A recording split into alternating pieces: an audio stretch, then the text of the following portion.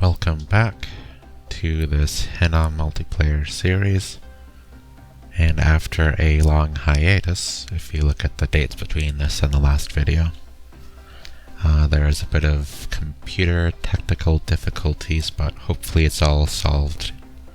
I did have to redo some of my computer setup, so hopefully everything works out in this video. If I didn't say, episode 19 and turn 43. So I want to do a bit of a recap since the previous episode for myself, for any viewers who are jumping in from the time gap as well. So we were in a offensive war against Marverni, and that was a 3-on-1 war against Marverni. Sauromadia and Atlantis are also at war with him. We control the tempo against him. He's been suffering heavily from raiding against us. In the last turn, Berytos attacked us.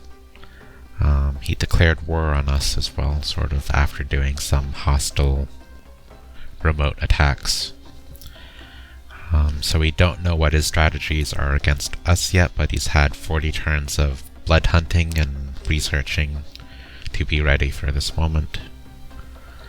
And that's sort of a 1 versus 1 war, although Berytos does have a low-level conflict with Arco.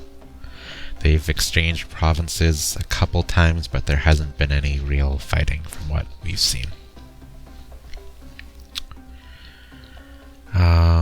There's 3 globals up. Each are gem-generating globals. I have a fire global, getting 20 fire gems a turn. Arco has Earth Blood Deepwell, which is 20 Earth gems. Sauromadia has Mother Oak, which is 10 nature gems. As far as balance goes, I'm probably the number 1 power in the game, with the decline of Marvi. It's just Atlantis and Sauromadia is the other sort of similarly big powers in the game as tier 1 powers. Berytos, Arco, and Marverni are second tier powers on sort of power level. So there's a top 3 and a bottom 3 sort of difference. I think that's everything in my recap. Did I say? So we're doing a sort of low commitment war against Marverni now, and we're waiting to see what Berytos is gonna do offensively against us before committing sort of heavy offensive action. And that's just to play it safe and not risk big armies. Because if we lose a big army, it could potentially turn into a snowball effect. So playing safe seems to be good when we're already the big power. Alright, so events. Messages. We have remote site searching. We find 1 site, 2 sites. That's it. This Forgotten Fortress is, I think it's Earth income.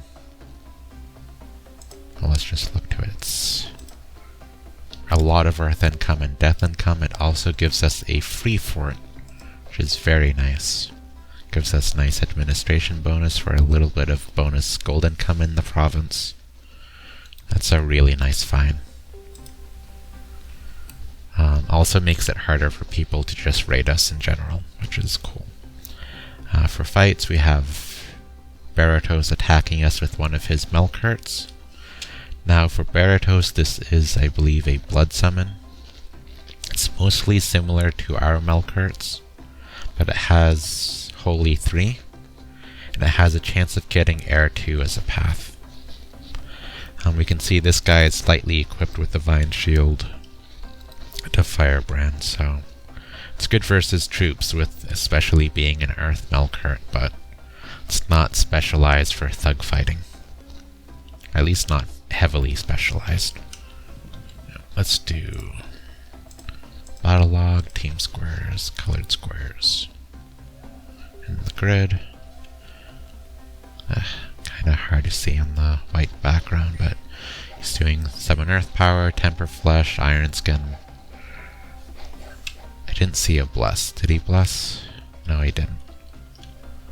So that's sort of a standard Melqart script. He's gonna easily kill this PD. Right. Next up we have, I believe this was a probing attack on the border with Berytos. About 10 Dawn Guard led by a mage. Just it's convenient to use a mage when there wasn't a commander there. And these probing, I believe I did a couple probing attacks like this. The idea being, since Berytos didn't show a doom stack on the initial turn of the war, I want to sort of press in a little bit to see what he's doing. On the other side we see a Archdevil, which is a deep blood summon commander. And with it he has a bunch of shed units. We also get these, but these are, I think, better versions of Storm Demons. I think they do a little bit more damage, possibly. They also have a lot more hit points. So we're just gonna sort of bounce against his higher quality stuff.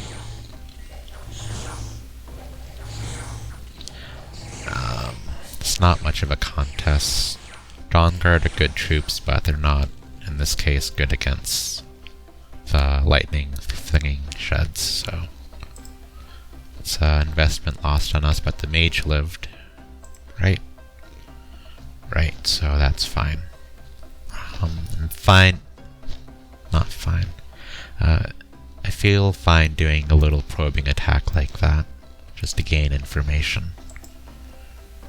So like, we know what this Archdevil is equipped with. I think it was a fire and a jar. Next, we'll just show the highlights of other people's battles this episode. It's a Sacred Sarumadia stack, 80 Sacreds, bunch of mages. We've taken control over Micklin on the outside of it.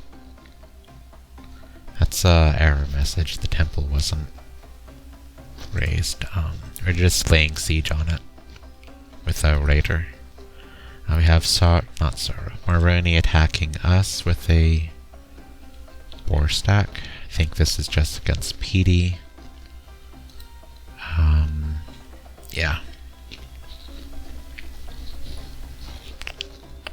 Next battle we have Atlantis fighting Marverni. This is a big force. I believe this is near or on a fort of Marverni's, so he's happy to press his advantage. We raided another province. This was something that was remote attacked and no one controlled.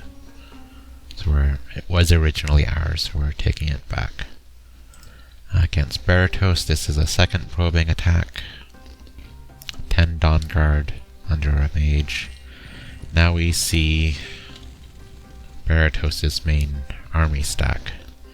A whole lot of summons. We have Terracotta Soldiers, have Claymen, we have these Shed, we have Fire Snakes, we have Demon Knights, super scary troops. In addition, we have a lot of his human national troops, just average archers, some spearmen. I think that's it. We see his cat mages, several of them. They're not equipped with much gear that I'm seeing, just Reinvig, not on this one, but this one's got Reinvig. It's his prophet as well. This one has a fire and a jar. We have a Stormcaller. What's this? Start. worth is this? Is this a construction 8 item? I mean, I guess it is. 100 gems for this thing. So it casts Power of the Sepulchre, which gives undead, I think, +4 attack skill and movement speed. But he doesn't have any undead, just demons. Has a spell Control the Dead, which is like a charm or control mind. I forgot the astral version. That's a weird item to see in this army. But yeah, as far as spells, we see sort of self-buffing.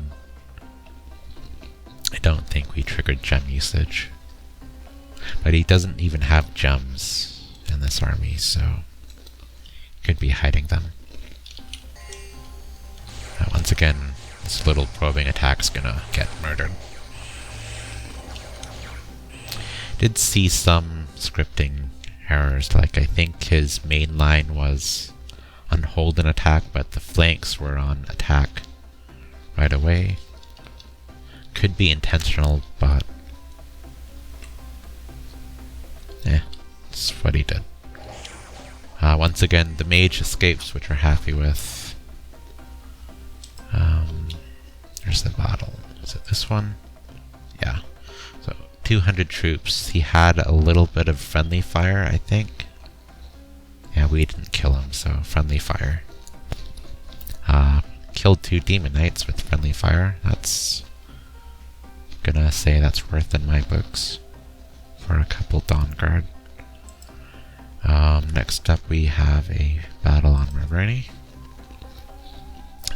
Probably a raid. Yep. Melqart, just to show equipment. Doing Vine Shield, Frostbrand, Boots of the Messenger, Regen Ring, Bracers of Protection. So kind of a high gem investment kit, but hopefully makes it harder for him to die, especially with the Regen Ring. The boots are there to keep us fatigue neutral. Actually, I think we're a little above fatigue neutral. I think we're like positive point or 2 with the bless. Right? Yeah, I think we're like 1 or 2 points over. So we have Phoenix Power, which raises his fire path. Phoenix Pyre, which gives him immortality. And Fire Shield with Blessing. That's sort of the standard script for Fire Melqarts. He has 1 turn of hold, I guess, to recover fatigue. Speed it up, so it's like 1 PD, not 1 PD, a couple PD in here, not a match, but may as well see the Melqart in action.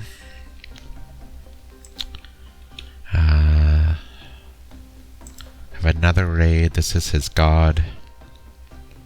Let's just see what it's looking like. So he has a bunch of magic resistance, up to 26. This pretty much makes him immune to most magic negate spells. One downside this guy has is he can fatigue out once he's berserked, so that's the main weakness. But he can earth power to get some reinvig, so maybe he doesn't have enough fatigue to be worried about that. Have this battle, Berytos attacking us with a Archdevil. So I think that's the 2nd or 3rd Archdevil we've seen from him. We've seen a Melqart. So he's definitely deep into blood summons. On our side we have some PD. Like 6, I think. And we brought our own Melqart. So this was a counter raid we set up. He has lightning resistance, kitted, armor of knights to help him out in the thug fight. So he has higher protection than a default armor. Regen, sort of standard weapons and shield. What path is this? He's a fire guy, okay. So, this guy is casting spells, it looks like. Let's see what spells he did. Phoenix power to raise fire path, fire shield, and he's doing fire evocations. So our oh, he's flying now. So he did a fly attack rear. What's the hotkeys for this stuff? Okay. He's attacked us. He did half his life in a hit. He did 10. How do I show the logs? It's okay, so Melqart hit us for, or the devil hit us for 10. And then missed. We hit back for 20 damage. And just sort of watch it slow. Our Melqart runs. That's not cool. Does he have fear aura? He does. Okay, well, that's awkward. I think in the real battle, we win. Yeah, so that's a replay bug, unfortunately. We're seeing a different outcome to the battle with different RNG. And this happens when you're viewing battles with a different patch than what you're currently on. But you can sort of see how we easily 2-shot that guy or 3-shot that guy with big damaging attacks. He didn't have a lot of damage versus us. It's just... that's actually scary. This can actually just banish the Melqart, and it's almost a death sentence, I think. But, killed this Archdevil for 1 Melqart turn, so worked out in the real game. Next we have, I think, just light rating, yeah. Another Atlantis rating group rating for events, minus population, plus 13 nature income. That's very nice. We have a lot of nature gear we want for thugs. An unrest event. Some patrolling. We have a new famous hero. He has lightning reflexes, which is, I think, defense skill. That's a nice one. So that's the recap of the messages. Let's take a look at the turn. Let's see, so rusty. What are we doing? So, I guess we'll focus on Marverni first. We have this Melqart coming to raid his capital, and that's to put his capital on 1 turn of, like, stopping a turn of recruitment. The idea being to, like, show aggression on him, so he'll stop attacking with this stack, hopefully, and in the future, if a Melqart's in range of his capital, he'll be thinking about patrolling. So this could be a risky attack, but the idea of it is to, like, mind game him to become more defensive. And we want him to be more defensive so he doesn't fight into us as we're fighting Berytos up here. You have this Melqart sitting on this fort. This is our fire dude. The precision Hall of Fame thing, which unlucky there. So we're preaching on this fortress to do something. We're hoping to catch, like, this stack coming back to his capital, and we can hopefully kill it. It's a bit risky with his god being right next to it, and it could relieve McLean as well, so we'll see. We're pulling back this raider. I don't think we're doing anything against this stack, just seeing where it's going.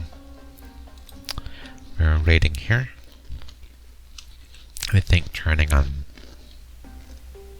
Berytos now. I'm going to take a sip of water. Hold on.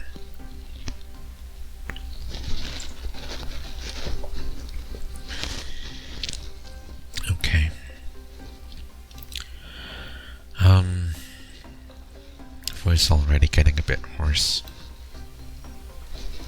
Let's see, so against Berytos, we're merging a lot of stuff here. It looks like it's where Berytos wants to attack next, so... we do have one Melqart coming out on move and patrol. Do we have any fluffers? We do. We have this guy patrolling as a fluffer. So we have 3 Dawn Guards sort of spaced around. We have this fluffer here doing body ethereal. Luck on the fire Melqart, so that'll make him a lot tougher. So basically a little Melqart trap with some fluffing.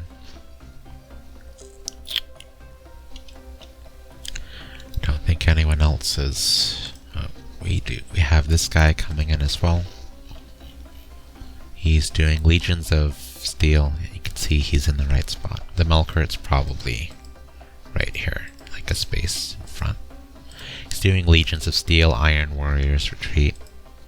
So getting the Earth buffs, getting the Astral buffs on this Fire Melqart. Yeah, he's 1 tile in front, so... with the Phoenix Pyre, he's gonna have like the limited mortality. He has flight on him, so if he can like run around the the battle quickly. Has regeneration on this armor. Has lightning resistance.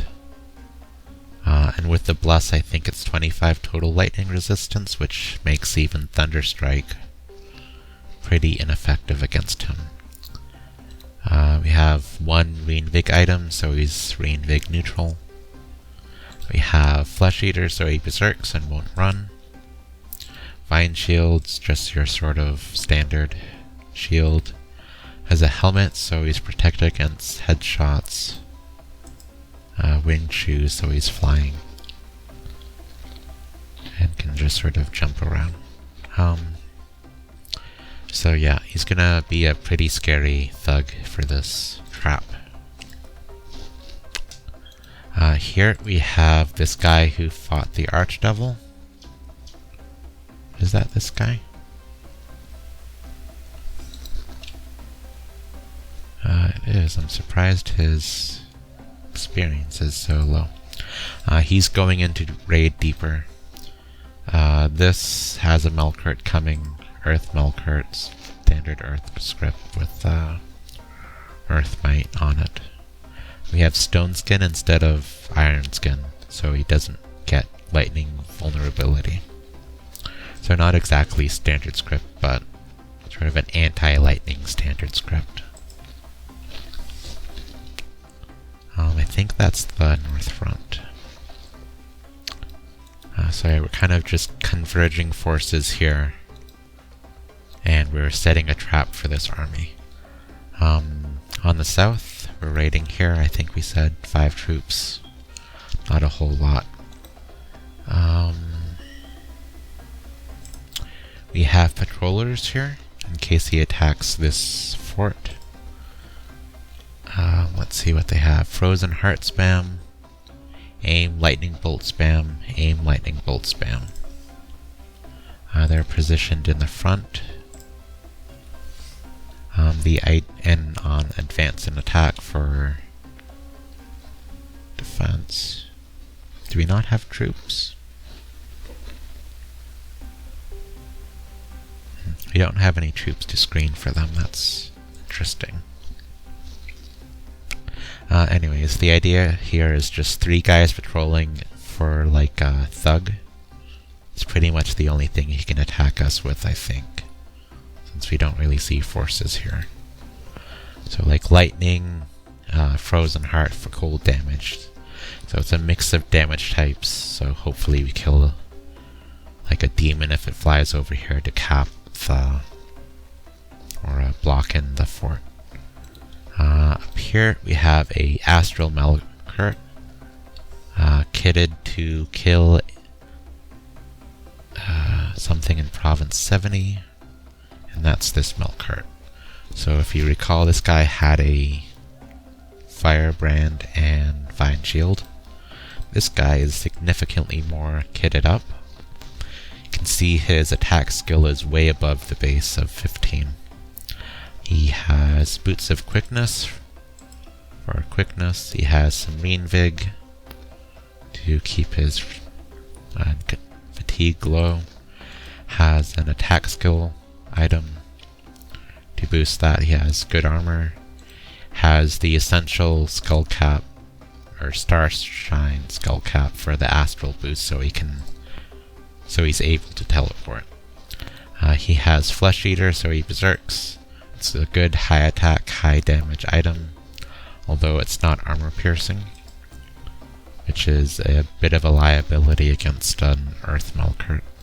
You also have a Axe of Hate, which inflicts 20 fatigue damage on him, so with quickness and these two high damaging attacks of like 40 damage, that'll go through a lot of prot, even if he does Iron Skin and Temper Flesh. He'll also fatigue out, so we'll get crits on him if he does survive the early attacks. His heroic ability is Magic Resistance. Precision, not especially useful. But yeah, heavily equipped counter thug. So excited to see him in action. I think we have one more Melqart somewhere. Okay, he's attacking Province 5, so I think it's G. Where's Province 5? And we're teleporting here on this little shed stack, an Archdevil. So what is this Melqart equipped with? He is equipped with lightning resistance, blue scale armor. I'm not sure why we want cold resistance on him. Let's see, we have an armor of knights available, which is better prot. We don't need the cold resistance. It could be we want... Okay, we want the morale bonus, so... One of the weaknesses of Melqarts is they don't have extraordinary levels of morale, so they can rout if they take some unlucky hits. Now this guy has unequal obesity for some bonus hit points. That's a huge advantage in sort of thug fighting. With the Bless, again, he has 25 shock resistance. He has Reinvig, or not Reinvig, he has regeneration. Just Vine Shield, Frostbrand. So this guy should handle sheds pretty efficiently. The main weakness he has is morale. And if the Archdevil goes into melee with us, so what does what does he have for a weapon? Firebrand. So this could punch through our armor pretty well. He also has this paralyzing attack, which could be pretty problematic. But we're rolling the dice to hit this. I think it's favorite into our side to win. He doesn't notice Grip to fight off Melqarts, hopefully, like teleporting him. I think that's sort of our major action. Trying to see, crafting. We're doing a lot of crafting. Summoning Sirim, which are the berserking melee sacreds. To get these numbers back up, I don't think we have any. Nope. I think that covers everything. Just gonna bounce around. We're still doing remote site searching. We're building up this fort. I think we're getting some pretty cool indie mages out of here, so we'll get those coming in shortly. But yeah, that covers this turn. No outgoing messages. No wonky remote spells we're doing. No. We have... This guy is transporting some stuff here. We do see a lot of Zaire here, actually. So it looks like we're trying to reinforce an army here with just troop count. We keeping those Zaire sort of in a reserve between Marverni and Berytos, not knowing where we need them yet. So we're keeping them in the middle. Yeah, so I think that covers this turn. Thank you for watching. Hopefully the next episode comes soon.